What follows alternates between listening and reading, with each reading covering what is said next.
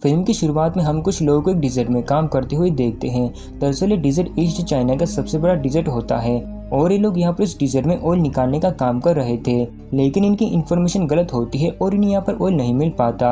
ये लोग यहाँ से एक प्लेन में बैठकर वापस अपने देश की तरफ जाने लगते हैं। अब जैसे इनका प्लेन टेक ऑफ करता है तभी अचानक मौसम बिगड़ने लगता है और उनके सामने एक बहुत ही बड़ा रेतीला तूफान आ जाता है। इस तूफान को देखकर इस प्लेन का को पायलट अपने साथी को कहता है कि फिलहाल हमें वापस चले जाना चाहिए और तूफान के शांत होने तक का वेट करना चाहिए।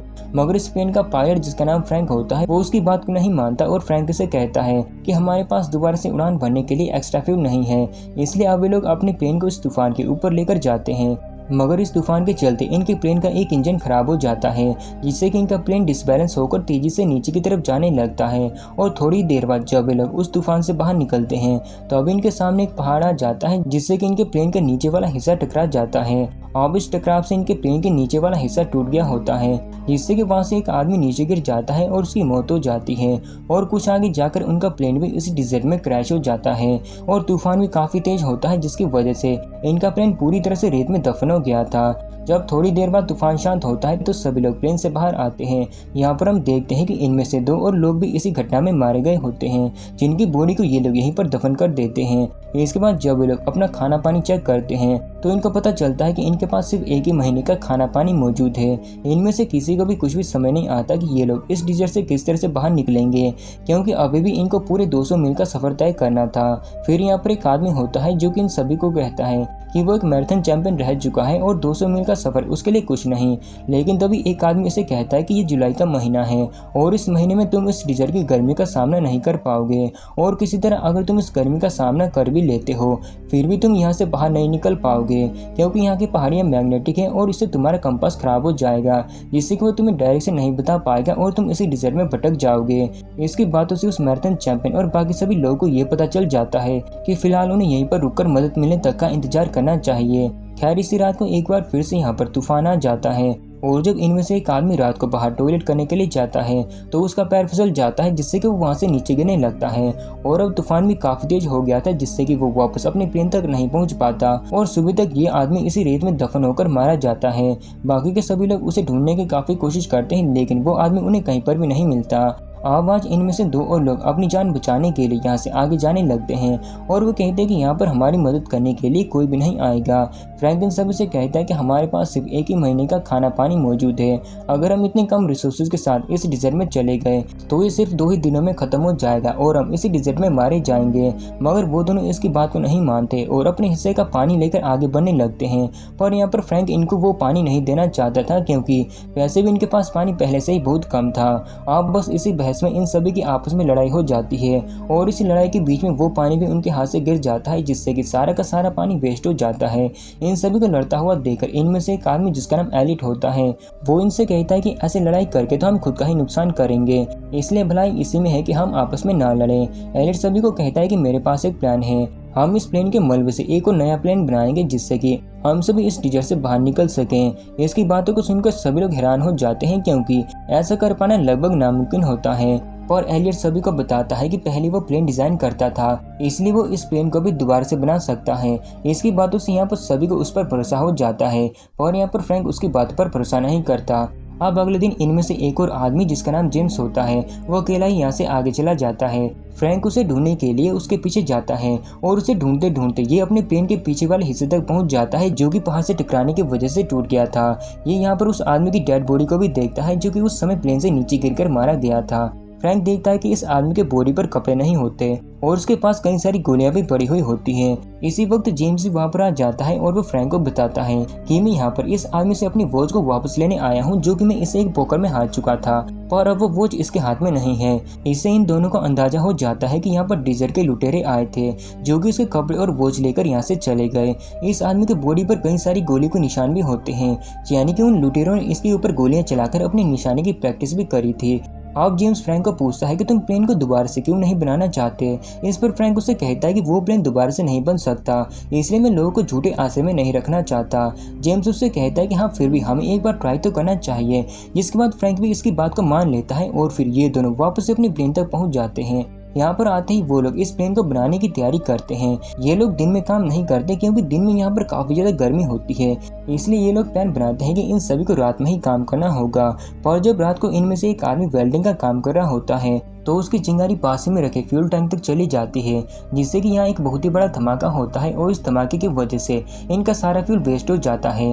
अब यहाँ पर इनके पास सिर्फ टेक ऑफ करने तक का ही फ्यूल बचा था, इसलिए इस बार ये बड़ी सावधानी से काम करने लगते हैं और इस बार ये लोग रात में नहीं बल्कि दिन में ही अपना काम करते हैं। काफी दिन काम करने के बाद इन्होंने बड़े प्लेन से एक छोटा प्लेन तैयार कर लिया था और अब इनको अपने प्लेन में एक विंग जोड़ना था जिसका वेट बहुत ही ज्यादा था। ये सभी मिलकर उस विंग को इस प्लेन के साथ अटैच करने लगते हैं, मगर इस वक्त वो रस्सी टूट जाती है जो कि विंग के साथ बंधी हुई थी। विंग नीचे गिरने लगता है और सीधे जाकर प्लेन से टकरा जाता है।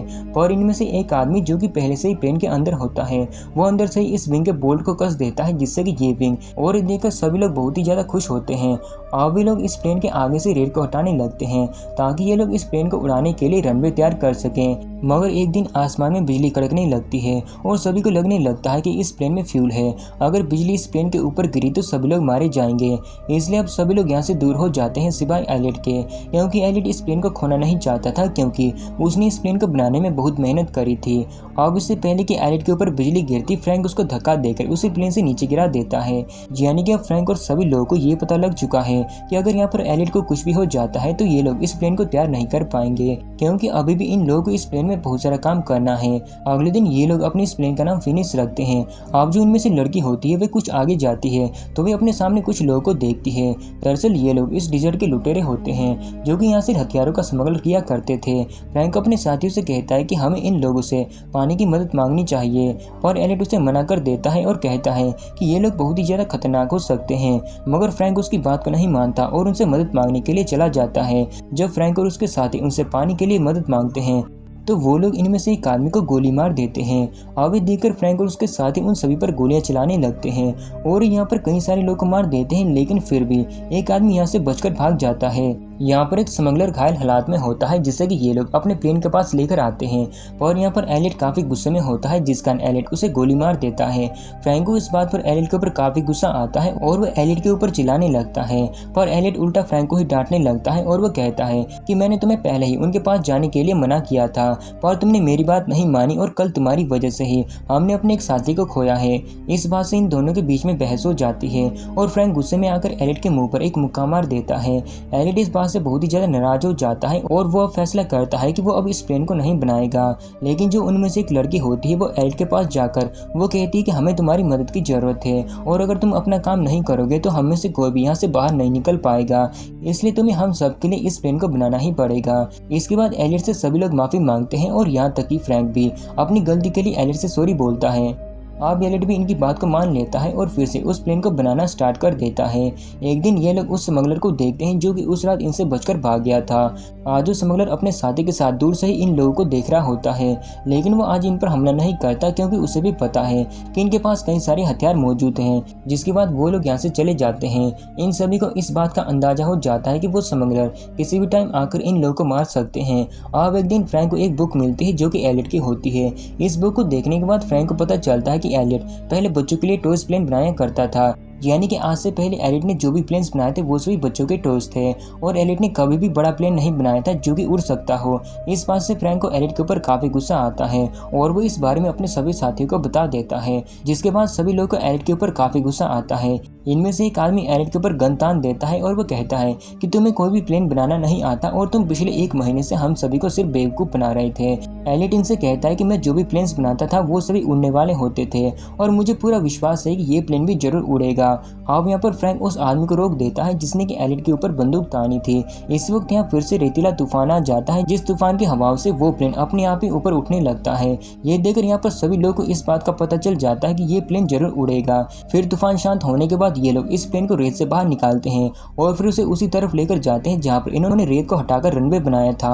अब जब यहाँ पर ये लोग इस प्लेन को स्टार्ट करते हैं तो ये प्लेन एक बार चलकर बंद हो जाता है। फिर जब ये लोग दोबारा से इसे स्टार्ट करते हैं तो इस बार ये प्लेन तेजी से चलने लगता है, जिससे कि ये सभी लोग बहुत ही खुश होते हैं। मगर इस प्लेन की आवाज को सुनकर वो सभी स्मगलर्स अपने घोड़ों में बैठकर इनको मारने के लिए इनकी तरफ आने लगते हैं। इतने सारे स्मगलर्स को देखकर इन्हें लगता है कि अब ये लोग यहाँ पर नहीं बच पाएंगे, इसलिए अब इन्हें अपने प्लेन में बैठकर यहाँ से निकल जाना चाहिए। आप सभी लोग प्लेन के विंग पर चढ़ जाते हैं क्योंकि इन्होंने प्लेन के अंदर बैठने के लिए सीट नहीं बनाई थी। वो स्मगलर पीछे से इन पर गोलियां चलाकर इनका पीछा करने लगते हैं और यहाँ पर इनमें से किसी को भी गोली नहीं लगती। कुछ आगे जाकर उनका रास्ता खत्म होने लगता है और अभी भी इनका प्लेन जमीन पर ही चल रहा था। थोड़ा आगे जाकर इनका रास्ता खत्म हो जाता है और ये सभी लोग प्लेन के साथ नीचे खाई में गिर जाते हैं। अब स्मगलर्स को लगता है कि ये सभी लोग खाई में गिरकर मर चुके हैं, लेकिन थोड़ी ही देर बाद इनका प्लेन खाई से निकलकर आसमान की तरफ उड़ने लगता है। ये सभी लोग खुशी में जोर जोर से चिल्लाने लगते हैं क्योंकि आज इन सभी की मेहनत ने नामुमकिन चीज को मुमकिन करके दिखा दिया था।